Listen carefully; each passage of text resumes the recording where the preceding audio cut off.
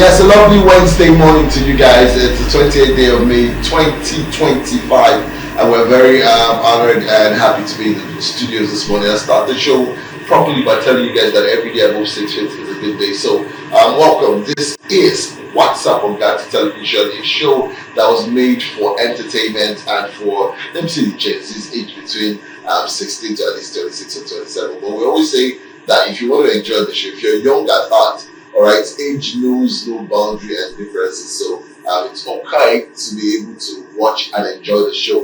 Now we're not going to take your time this morning because we have two amazing guests. All right, just like we had yesterday, really hot. That's how it's supposed to be.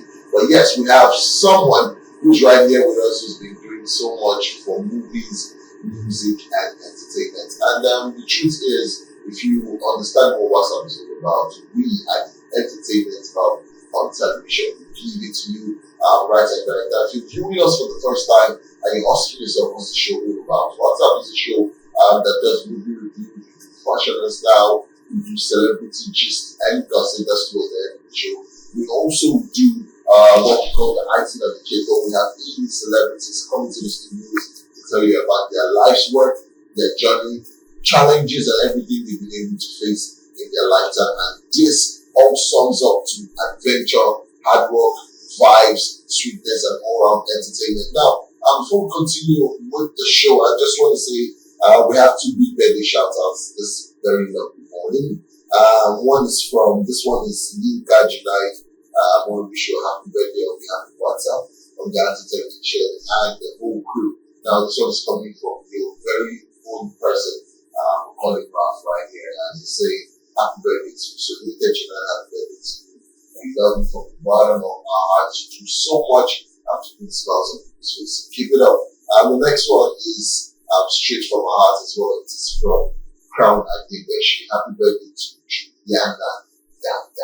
Juliana, God bless you. Let your light keep shining even when other lights go on. So happy birthday to you guys. God bless you from the bottom of our hearts. Keep shining. And I expect, just like I ate my cake by the end of this interview. Now, ladies and gentlemen, we have in the studio this morning, all the way from they call it our neighbors. Is that how we say it? But we love them so much now. We always drag their jollof and our own together, and sometimes it always brings too much fight and too much strife. But I've had best friends from this part of the world, and it is obviously lovely to have this. So, good morning, ladies and gentlemen. Let's now welcome a man who's polished and professional in his field of study, and he's been doing so much for entertainment. Augustine, welcome to the studios this morning. Yes, it's Destiny Austin. Destiny Augustine. Omon. Yes. All right, that's perfect. All right, forgive me anyway, but thank you for coming through.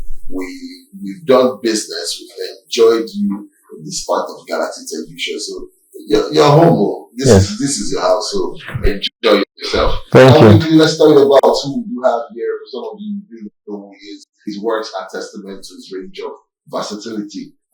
Destiny is a filmmaker, a TV host, founder and president of Nollywood Ghana chapter. All right. So this man, when you watch Nollywood movies up in Ghana, like I was watching something recently, and was it Bimbo Ademoye saying that she didn't want to have Ghanaian people play her movies and all that. But the truth is, someone in Ghana said that one just hold their stations like that. It's Nigerian movies. So you people should not hold anybody. See who you people hold here. This is the main goal. All right. We want to say big welcome again. And then moving on, a dynamic creative force in the film industry. Destiny hails from Edo State. Wow, Nigeria. Ibadomo, by the way. Nigeria is currently based in Accra, Ghana. I said that a lot. Is trained at the prestigious Institute for Moving Images, IMI, India. And Destiny combines technical expertise with a passion for storytelling. As the founder and president of Nollywood Ghana chapter, Destiny plays a pivotal role in bridging cinematic collaboration between Ghana and Nigeria, fostering growth, innovation in African cinema with 11 movie titles to his credit. Movies like Church Wahala, India Money, the king with no culture. I love that one. The Inner Woman, Crucible, Obozo, Across the Border. I'm sure you guys know that one. Untamed Fame, Malibu Kingdom, and Badagry. His work often explores themes of identity, social dynamic, and cross-cultural narratives, reflecting a deep connection to both his Nigerian and Ghanaian heritage.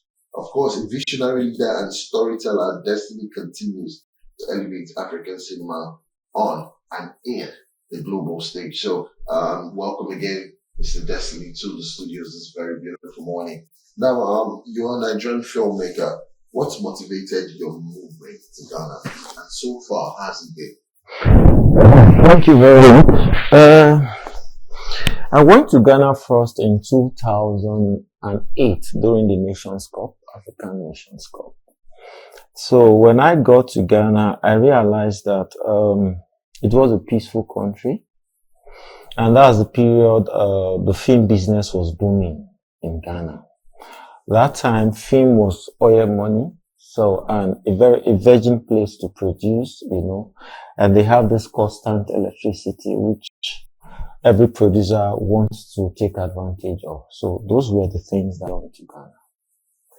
So, after the Nations Cup, I went back in 2010.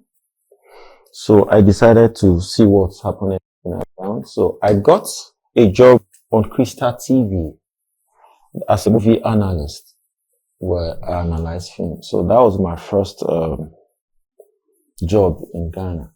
But while I was analyzing Nigerian movies, because that time Nollywood was just crossing the border, and people always believe that because we do rituals in the movie, that's how Nigerians are.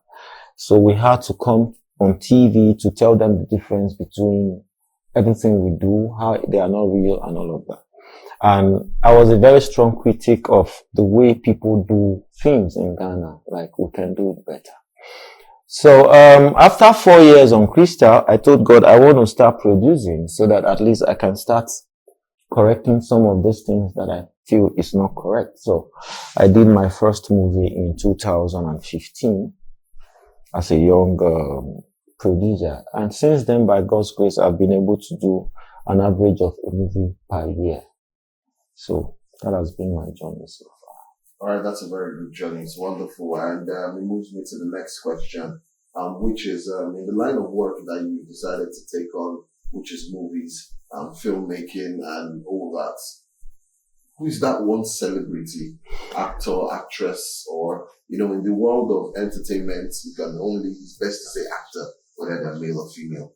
Who's that one celebrity you cast in a heartbeat, even if you have to break the budget for that film or sitcom or whatever, but who's that particular celebrity you feel like your go-to celebrity that you'll be able to break the bank for, and why?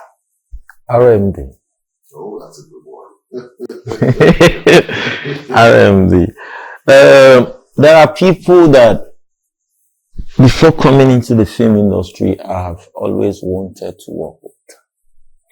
I just finished with Alex Osifo. That has been my dream. I couldn't meet Sam Loco Efe. Oh, the so. Yes, I couldn't work with him. Another person I always pray to work with is RMD. Because he has this switch between a ghetto person, a classic person, anything you want him to be. He's just what I call a total package of an actor. So I just hope that one day we'll get to do stuff together. Seriously. So yes, that's a very worthy one. I don't have any complaints or talk as to that one. R&B is who says he is living legend, if you ask me. Now, in total, you've made over 11 films and still going. Now, each of this movie you've made, we've had to notice that each of them had or have a strong cultural pulse. Now, what story have you not told yet that you're itching to? The Yaya Jammeh story.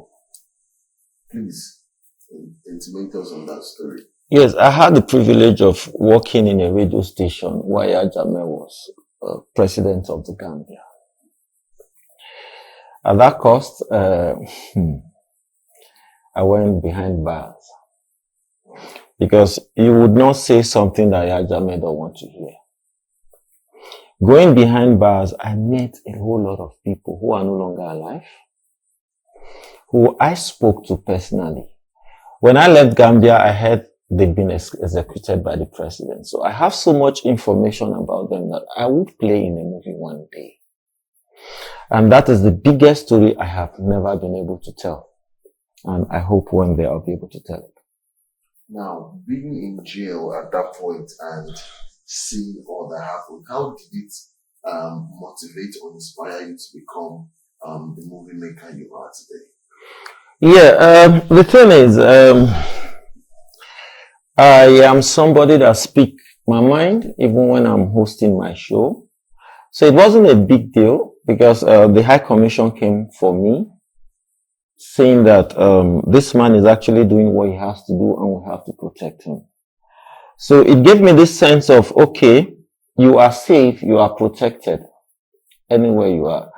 And that feeling today is what, that environment is what made me who I am. Because being the president of Nollywood in Ghana, they came after me, they fought me. Everybody came after me. But it won't be worse than what Yajame gave me.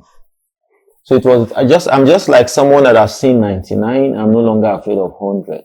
So that experience gave me that fearless person that I am today. That's good. Now, the movie, The King with No Culture. Now, if you look at that name, it's very, very, all right. What inspired it?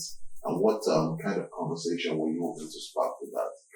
Yeah, The King with No Culture. It's a movie that talks about how our people can actually have mineral resources in a village and sit on it. 2018, you see, Ghana has this issue of galamsey, while we also have issue of bonkri. You know, we have bonkri from South, and galamsey. Galamsey is illegal gold mining. Okay. And when I look into the issue, I realize that your land cannot be sold except the kings that are protecting the land, allow them to be sold. So, the story, it's about a king who decides to rule the people using their resources the way he chooses. So, that was the motivation. And I, in my own language, if a king has no culture, he can do anything. So most of our leaders, most of our kings that are doing whatsoever they like is because they really don't have a culture.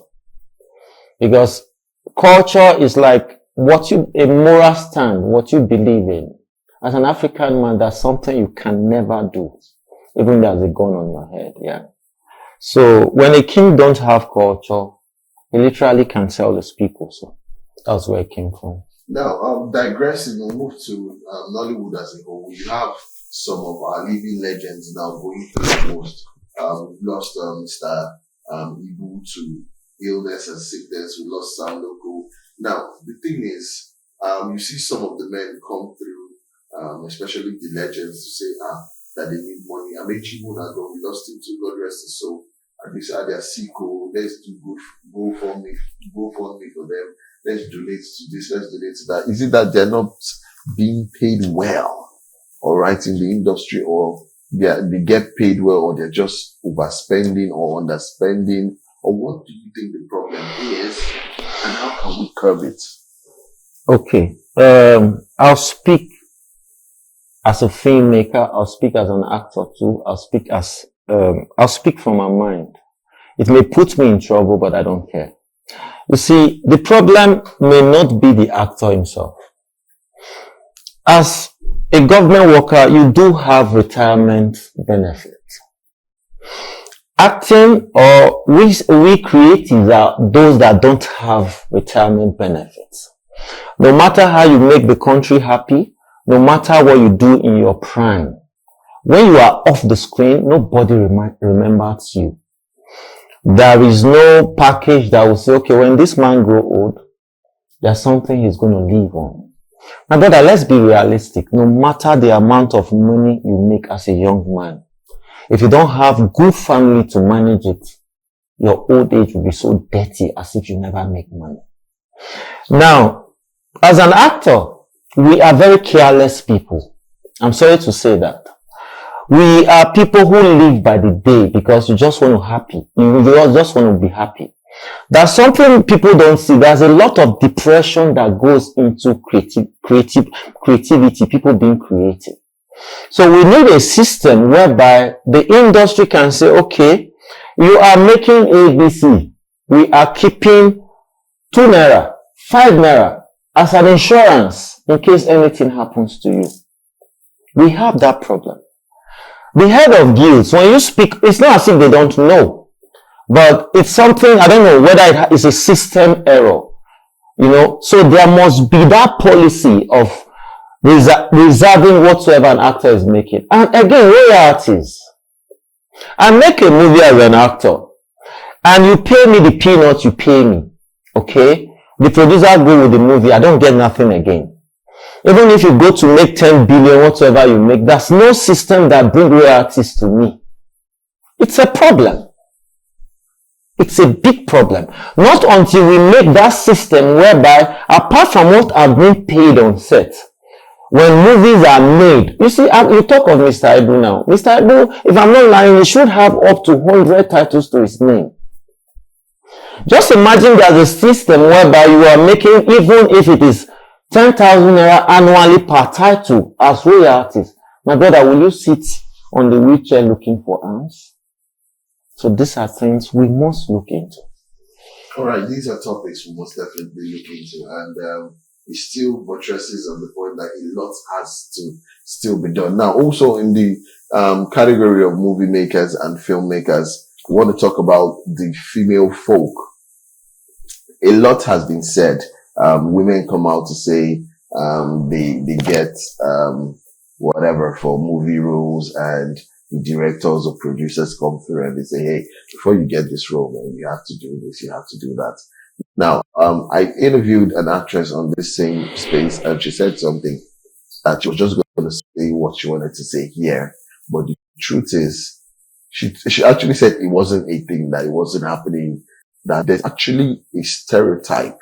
The minute you say yes, producers, directors ask to sleep with you and all that, that they will star mark you, a form of asterisks, so that they will not give you roles because you're going out there to say what you're not supposed to talk about. And she was not the first person, and she was not the second person on the show that said that. She just said, you know what? No, they don't do that.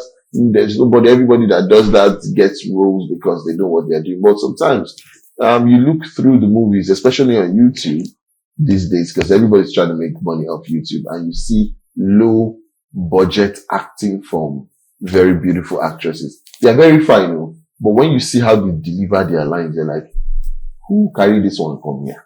You feel stuff like that. Now, what do you think should be done about all these things? What measures and machinery should be put in place to make sure that the best actors get the best roles? It's not like you can see someone who does the role of a beggar in the movie and nobody really says, but she kills or he kills that role absolutely, and is like the highlight of that movie. Or a clown or a drunkard, whatever it is. Now you see what should be done to producers and directors who are always putting in the sex factor before giving out roles, instead of just giving roles based on merits. All right. Thank you so much. First of all, I won't sit here to say it doesn't happen, because I also have a daughter who may become an actress tomorrow. I will not sit here to say it's not happening. There are pockets of things happening like that. But the truth is, as a director, it's not only in the film industry. Exactly. It happens in the bank. It happens in the bank. It happens in other areas of professional environment. But the truth is, because we are on TV, because we are on TV, we are radio, we are everywhere. So anything you do as a filmmaker is loud. That's for that. Now, talking about the kind of movies we are seeing now, I'm not a fan of YouTube. Because I tell people, if it is because of money, I will not be a filmmaker. I have never done any movie that is less than a cinema movie, and I won't. Because everybody has what he prayed for before coming to the industry. Talking about what we are saying on YouTube, see, when you have access to free stuff, it's like that. I think YouTube is the problem because now you now have a situation whereby somebody can just wake up with some money, play the lead role, employ other people to work. These movies are shot in 2-3 days. Who shoots a movie in 3 days? I just tire out. Let's be realistic here. Who shoots a movie in 3 days? Oh yeah, action, cut, 1, 2. Oh yeah, zoom in, zoom out. Movie done ready. They don't edit that. Before 5 days, they don't take YouTube. You're not doing a good job. And that is because you won't also blame the producers. Everybody needs to eat. You need to survive. And you run after who is holding the honey, like bee. That's where the problem is. Yeah, because there's no avenue for young producers to make money and YouTube is there. You know, if I make movie of 1 million and I'm able to make 3 million from YouTube, I'm fine. No, there's no resources, there's no good grant. Even when the grants come, how many of the young producers can get access to the grant? And you need money to make a good film. And you can't really stop these guys. If you don't give them money to make good films, they will make it with Nokia 3310 and put it out there. So I think it is high time we just put a stop to this, I don't know how to put it, but government must control it. We know it is giving us money, but it's also killing the industry. All right, that's round up this part of the interview. Is there any new project you're working on? Are there movies, or is there any movie that you're seeking to put out now, or is there any movie that in the works that you're currently producing, directing, supervising, whatever it is? Yes, I am on Badagry. Okay, Badagry is a ghetto story, and we shot in Benin. We shot in Edo State. We shot in Benin or Soso because that was where we could get the location we really wanted for the film. It features few actors you love that you've not seen for a while: Yemi Black, Jude Aurora, Alexio these Sifo, are very good friends. Alexio Sifo, and many more. So the movie, it's coming out in June. We are done editing and all of that. So I wrote the script, I produced, and I acted in it. I didn't direct. It was directed by Davison, who is the chairman of DJ in Edo State. So Badagry, it's coming to you, and I bet you it's going to be one of the best ghetto story you've ever seen, because people fear to make ghetto stories. Yes, you hardly see people coming out to say, I want to do a ghetto story. People fear. But this one we shot on 6K, edited on 6K, with all the good actors, good locations. We spent a whole lot of money. With partnership, a little bit of partnership from Edo State. So that's what happened. And Badagry is a good film. I want everyone to watch out for it. All right, I think the last ghetto movie that was produced was, I think, Shanty Town. Okay, was Shanty before Mogeto? Shanty was after Omogeto. Yes, then it's Shanty Town. Then Shanty Town. Yeah. Now, Funke says, Omogeto is going to YouTube. We've done cinemas and all that now. Briefly, let's take this, 1 minute, just 1 minute, because time is fast spent. Give words of motivation and inspiration to the fans. No matter how long the night is, the morning will surely come. True. Thank you. That's all. Beautiful. Very, very brief. No long yarning. So thank you so much, Mr. Destiny, for coming through. Galaxy Television is honored to have you here. You are a brother and friend of the house. And we say again and again, anytime you want to come through, feel free. Let us know how it is. And then we got you. Let's go to this quick break, to watch and listen to something from the legend himself. And then we'll be right back. Stay here.